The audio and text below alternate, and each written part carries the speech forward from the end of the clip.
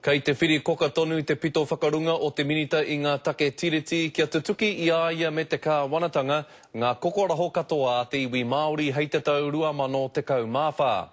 He mea whakatairanga ake anō tērā hiahia o te kāwanatanga i roto i te kauhau a Chris Finlayson ki te hui ātau a ngā roa ia Māori i te rānei. Ko te whakaaro a te minita me whakarere ke te pire kokoraho, ke tāia e te kāwanatanga te whakarongo ngā tahi ki ngā tono a ngā iwi, kei te noho pātata me ki kei roto i o rātau rohe.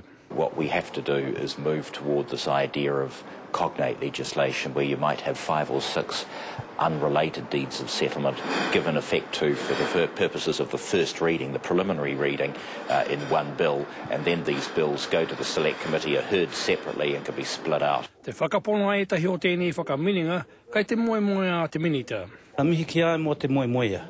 Engari, me te mohitanga ke koina rā tēnā moemoea, he moemoea anake.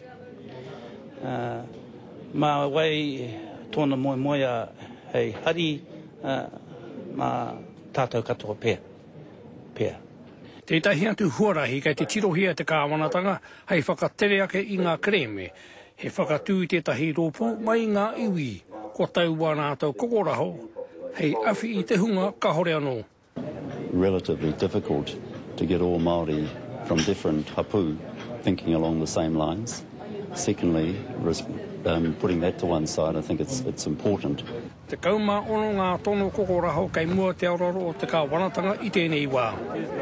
Hei muri rāno o ngā pōti, ka whakarere kei hia te pire. Joe Glenn, te karare.